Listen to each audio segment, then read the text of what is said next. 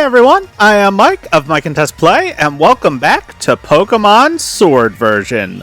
Last time, we kind of went over just the few little things that were remaining in the game, started to show off the grinding that I was doing in the wild area, and basically got ready for, well, as everyone's saying, the championship match. So, there are people cheering us on all over the place. I do want to go over the final results of that training. You know, Tess and I agreed on level 65 for our Pokemon, but while she was training, one of her Pokemon hit level 66. I don't know which one it is, so I literally randomly went through with a rare candy, and Sparky ended up getting the extra level.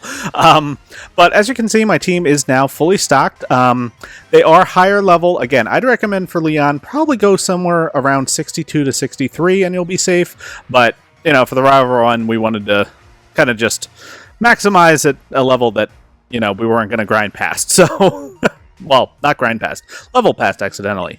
So, just want to go over my Pokemon really quickly. Rillaboom, Ringo, has not really changed at all. He's just gone up in level. Still has the same 4 moves, still not holding an item, so that Acrobatics becomes double in power. Chopper's the Dreadnought here, now holding a Focus Sash for whatever reason. Also, no moveset changes. I'm not sure that anyone got any moveset changes, actually. Sparky got the extra level, so he's level 66, holding the Expert Belt with the same 4 pseudo-stab moves, well, effective stab moves that he's had. Brooke, holding the Black Sludge, same moveset. Appa, I switched out the Life Orb for the Rocky Helmet.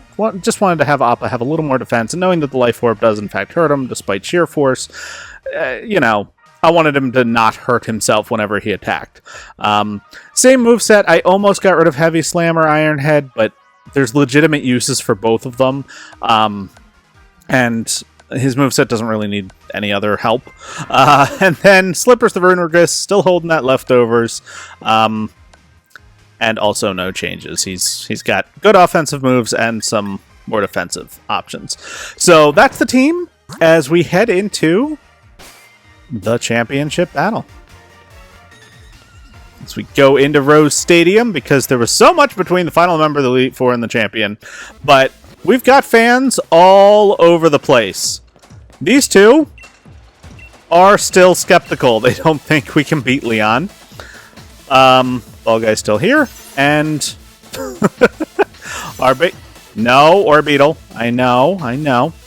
Our biggest fan, you made it all the way to the championship match. You can't lose now. You have to win, Mike. You have to beat the unbeatable Leon and bring a new era to Galar. Yeah, so our biggest fan believes in us, even though the rest is cheering, but still kind of doubtful. But this kid, excuse me, but could I get a handshake? Of course.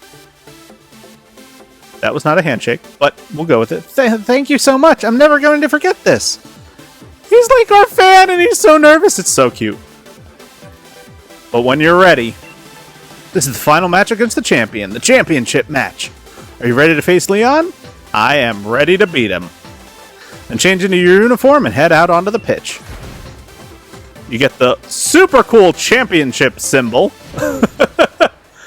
And you don't even go to the waiting room. You're just ready. We've got people chanting for Leon. We've got people chanting for me. I wonder who will win. The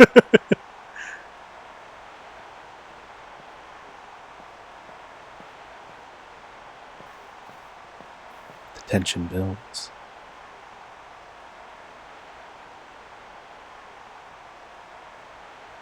My matches are always sold out, but this... I've never seen a crowd this wild. Everyone knows what you did for us this week, Mike. They know you're the one who caught Eternatus and saved the future of the Galar region. A real hero who battled against the legendary Pokemon Zacian and Zamazenta.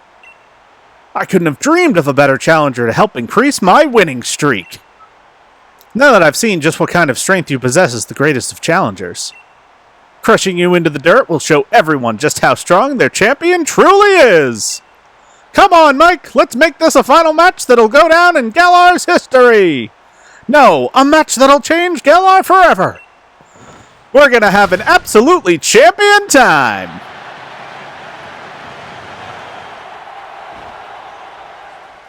It is pretty epic.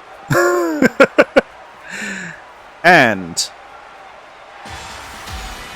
with the awesome champion music kicking in, we are challenged by Champion Leon, and he does the same little thing Hop does, which is where Hop got it, clearly. So, first things first, Champion Leon is on a different level than the rest of Galar. The rest of the Galar games are relatively easy. There are a few tough fights here and there. Leon is an exception to that rule. He fits much more a champion of, say, a more difficult region. It's one of the duties of the champion to get the crowd fired up. So, do not expect an easy win here. And I put out the wrong Pokemon first. So, this is awkward, but it gives me a little more time to go over Leon's first Pokemon, Aegislash. Aegislash is a Ghost Steel-type Pokemon, level 62 here. Stance change for its ability. And, yep, the moves King Shield, Shadow Ball, Sacred Sword, and Flash Cannon. Now, he is a special attack. He's a mixed attacker, as Aegislash is, and he will pretty much always lead with King Shield. That's why it didn't matter that I had the wrong lead out. King Shield, if you hit it with a physical attack, it will lower your Pokemon's physical attack power. So I chose Sparky to take him on, because while he does hit physically, he can also hit with Thunderbolt. So pretty much alternate turns, Leon is going to be using a super effective hit. I'd expect nothing less from your team. Pretty much every other team he's going to be using King's Guard, and then alternatively he's going to attack. Aegislash is not a Pokemon to be messed with. Now, I really hope Sparky lives this, honestly, because... Okay, yeah, you're fine. So, I was unable to find if Leon has items. I looked it up because I was wrong on the other people, but he doesn't appear to right now. So, I'm going to try to do this item list. But, yeah, I'd recommend if you have a good special attacker who can hit him with a super effective special attack, that's the best way to go. If not, just do what I did. Just target him when he's not using King's Shield. And now he's going to send out Haxorus. Yes, a Pokemon that was once an ace for a champion is just a regular member on Leon's team. Like I said, he's not messing around. Aegislash is a really good Pokemon. I just happened to have a good matchup for it and knew what I was doing. Out predicting him, basically. So next up, his Haxorus, pure Dragon type, level 63, with Mold Breaker for its ability, so don't expect to be immune to its attacks. Its attacks, by the way, are Poison Jab, Iron Tail, Outrage, and Earthquake. So Brooke, even though she is a fairy type with Levitate, has two moves that might hit her for super effective damage here. Ouch. That was one of them. Aiming for super effective hits is a surefire way to claim victory. Haxorus is definitely not a Pokemon you want to mess with. Super high stats, lived a super effective stab attack, and honestly is more than likely going to KO Brooke right here. Unless he misses. Nope, he didn't. Haxorus is the Pokemon that I think is honestly the most dangerous on Leon's team. I'm not at all surprised that a Pokemon went down in this fight. I was expecting one too. Because my team, although I have certain matchups that are good against him, overall I do not have a good matchup against Leon. Might as well Psychic Fang. Sparky I know will outspeed, so that's kind of why I had him fight Aegislash, honestly. He could have fought a couple different things here and there, but I need something to come in quick and get KOs, because Brooke's already down. And next up, he's sending out Seismitoad. This one is the easiest of the bunch for me. So, this is where Leon really starts to shine as a champion. Going back from really Gen 1 is the last time that this happened. Half of Leon's team will be... Well, no. Two out of 6 of Leon's team members will be different depending on your starter. So, right here, for Grookey starters, he will have Seismitoad, level 64, Water Absorb for its ability, and the moves Toxic, Drain Punch, Liquidation, and Earthquake. It is a Water and Ground type, quad weak to your starter. If you started with a Scorbunny, he's going to have Mr. Rhyme, an Ice Psychic type, with Tangled Feet for its ability, also level 64, and the moves Teeter Dance, Psychic, Freeze Dry, and Thunderbolt. So, weak to fire. And if you started with Sobble, he is going to have Rhyperior, a ground rock type with level 64 with solid rock for its ability, and the moves Earthquake, Stone Edge, Mega Horn, and Heat Crash. So he does have a Pokemon that is guaranteed to be weak against your starter. Interesting. But in this case, quad weakness and no defensive ability to make up for that, Seismitoad was always going to go down in one hit to Ringo. So I have prepared for Leon. That is why I'm doing well here. But next up, he's got his Cinderace. Slippers, time to show why you joined the team. Because since he has a Pokemon weak to your starter, he uses the third starter Pokemon. He got this Pokemon right when you got your starter. It's the third one that wasn't picked by either you or Hop. In my case, for Grookey starters, he will have Cinderace, level 64, pure fire type. Same ability it's always had. And with the moves Pyro Ball, Feint, Acrobatics, and Quick Attack. If you started with Scorbunny, he'll have his Inteleon with the moves Snipe Shot, Dark Pulse, Mud Shot, and Tearful Look. And if you started with Sobble, he'll have a Rillaboom with the moves Drum Beating, Knockoff, High Horsepower, and Endeavor. So none of them have the absolute best moves that they could have, but they all have some good moves, including their signature. So don't expect this to be an easy one. I have a very good matchup against him. That's part of the reason why Slippers exists, because of Tess's Cinderace. But this is basically the can you beat your starter's weakness. I can. The starters are dangerous, but without the fully fledged movesets that they can have, it could be worse, basically. And now he's sending out Dragapult. So, Leon's Dragapult is honestly what you might have expected to be kind of one of his ace Pokemon. And he does indeed have it, because it's the pseudo-legendary dragon of this game. Dragapult, level 62, a Dragon Ghost type Pokemon, clear body for its ability, and the moves Shadow Ball, Flamethrower, Thunderbolt, and Dragon Breath. Kind of a dangerous combination, but when you consider that Dragapult is a stronger physical attacker than special one, it's kind of odd that he has Dragon Breath, a weak dragon type move, rather than, you know, the one that is his signature move. But Appa, that's the only attack that he's scared of at all. Oh, it was actually more scary than I thought. But I don't think this is going to be much of a match. Yeah, Dragapult is really fast, so it's going to outspeed most Pokemon. And it's dangerous-ish. But a lot of experience from Leon. You get a lot. And now it's his Charizard. Fun fact, in Episode 2, Leon gave us Pokeballs. And with those Pokeballs, I said I would catch a Pokemon that would beat Leon. And I caught a little low-level Choodle, who is now Chompers. I have to do this. My promise is going to come to fruition, Leon. I'm not finished having a champion time here, and I won't let anyone else finish it for me. Leon's Charizard. Arguably the second weakest member of his team, in my opinion. Now, it is a Charizard, Fire Flying type, level 65, with Blaze for its ability, and the moves Fire Blast, Air Slash, Solar Beam, and Ancient Power.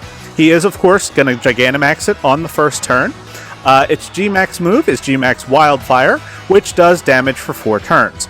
Well, damage at the end of each turn to your Pokemon for 4 turns. It's a good Gigantamax move, but Leon's Charizard is his ace Pokemon, and for a champion's ace, it basically has 3 turns, the 3 Gigantamax turns, where it's dangerous. After that, compared to the rest of his team with pseudo-legendaries and an honestly better starter Pokemon, well, more dangerous starter Pokemon, I'm not going to say better, but more dangerous starter Pokemon, outside of the one that's weak to your starter, Leon's whole team is kind of more dangerous than the Charizard. Once you've gotten to this point, probably going to win. Like Chompers is, with a ×4 effective Rock-type move. I'll show you what Charizard can really do. It's Gigantamax time! Here he comes. With a cool throw. And it appears. I do love Gigantamax Charizard's design, by the way. I like most of the Gigantamaxes, but now it's my turn. Chompers! Now, the good thing about Leon's Charizard is that it does have a diverse moveset. Chompers has the Focus Sash, because I'm pretty sure he's just gonna get almost KO'd here with a Max Overgrowth. Yup. Knew that one was coming. But I had to do it. And now, Chompers, go win me a championship.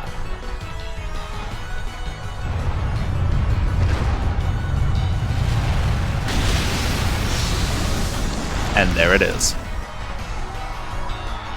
Super effective, ×4 stab. He never stood a chance.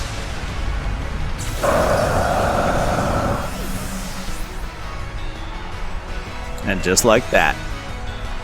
Nobody gained a level, really? Well, of course Sparky did. That's funny. And we defeated Champion Leon. Same expression on his face Hop had. My time as champion is over, but what a champion time it's been. Thank you for the greatest battle I've ever had. Kind of one-sided for the greatest battle he's ever had. But a deserving final battle. A KO that I didn't make any mistakes, and he still knocked out one of my Pokemon.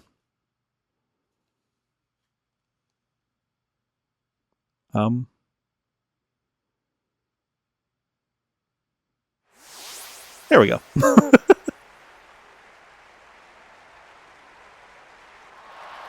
Our mom is here, and Hop, and a Munchlax. I think that's our Munchlax.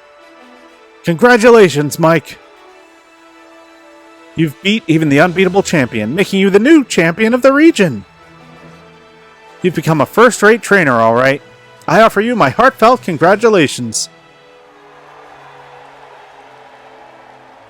And now that you've grown so strong, perhaps it's time I started looking ahead myself. It's time we adults started working on improving the here and now for the sake of of all that's to come. And you, Mike, what you ought to do now is believe in yourself and your partner Pokemon and keep on blasting ahead in order to create that bright future we all hope to see. Everyone was in the stands for this one. People of Galar, here you have it, a new legend born right before your eyes. Your champion, Mike!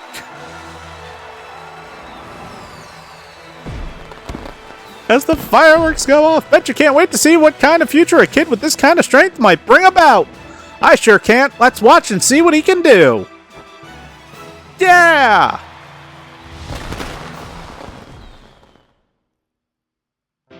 And that is the main story, at least, of Pokemon Sword version. My thoughts on this game. I am one of those Pokemon fans who legitimately loves every single Pokemon game. Some are better than others. I'm not going to list off my favorites, but, you know, a lot of people didn't really like Gen 8, and I see some of the reasons why. The constantly on experience share is quite honestly the biggest mistake I think Pokemon's made in a long time. When they first introduced it in Gen 6, you could turn it on and off, so it was like easy mode or hard mode. Or, well, easy mode and regular mode, really. But I really liked that. You could sort of blitz your way through the game if you wanted to. You could turn it off to get your Pokemon caught up. And I'm not even mentioning the Pokemon-made band here, which is awesome, by the way. I love that they did this. 2 guitarists, a drummer, and a singer. And yes, this is why Rillaboom was named Ringo, by the way. But even though the game does have problems, it is easier. I mean, it's probably the second or third easiest Pokemon game so far, at least of the main series games. But although none of the spin-offs have been easier, but a game being a bit easier isn't really a problem. There's still a couple fights that are tough. Leon is a legitimately dangerous champion, as you just saw. And, you know, there's other battles that can be difficult, but the other parts that they did, first of all, the new Pokemon design, fantastic as always. I've never once had an issue with the Pokemon design or the new Pokemon in any game. But the way the region was done, it's yeah, you're railroaded on one path, but that's been true of the Pokemon games for a long time now, and it really kind of flows. You're not doing much story-wise, it's more just your adventures through the region and against the gym challenge. You're not really thrown off. The little side quests or whatever are small. They're secondary to really what you're doing. And the fact that nothing really happens to the player that's like villainous team stuff until the very end when you're literally one of the top trainers in the region already, it makes a lot of sense. And I think that was really good game design. The fact that we finally got a Dark-type gym leader, straight-up gym leader, was really cool. I'm really happy about that.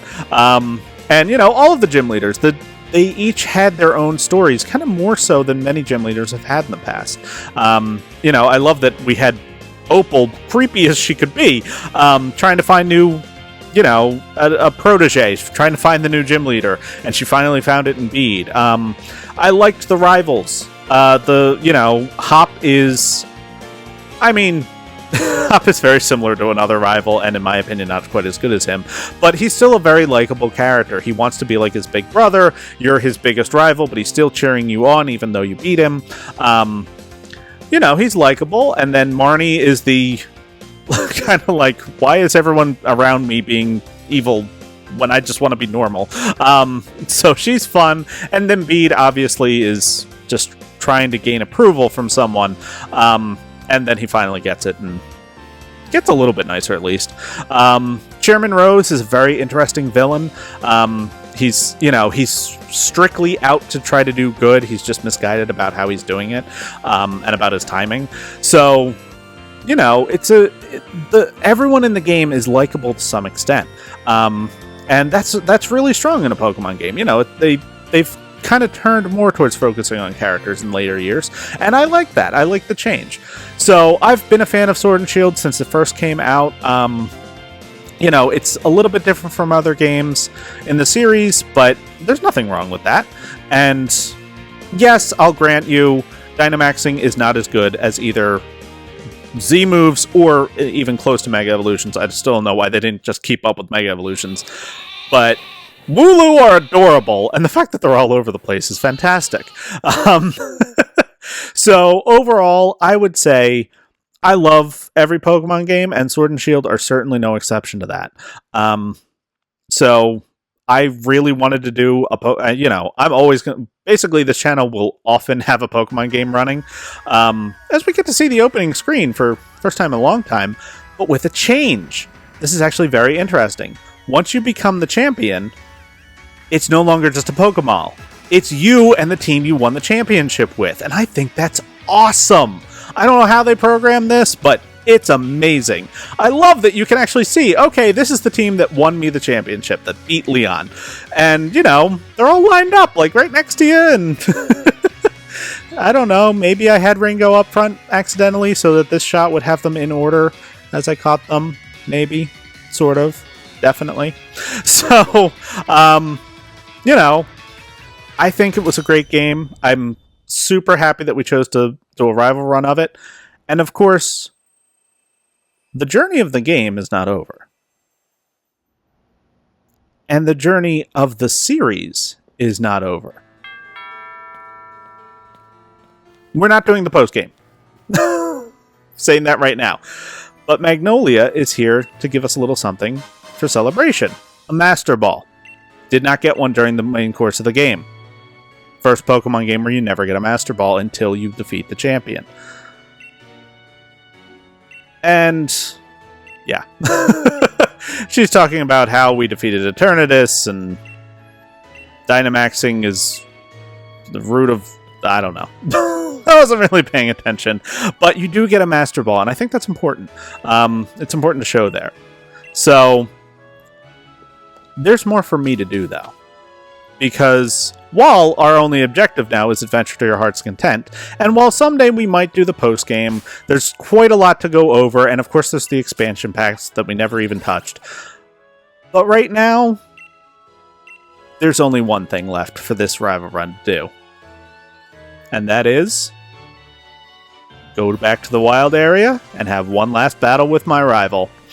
Tune in to the championship match. We're probably going to be doing a premiere for it, so we'll be commentating. And yeah, check out what Tess does, and I'll see you then for the last battle to find out who wins the rival run.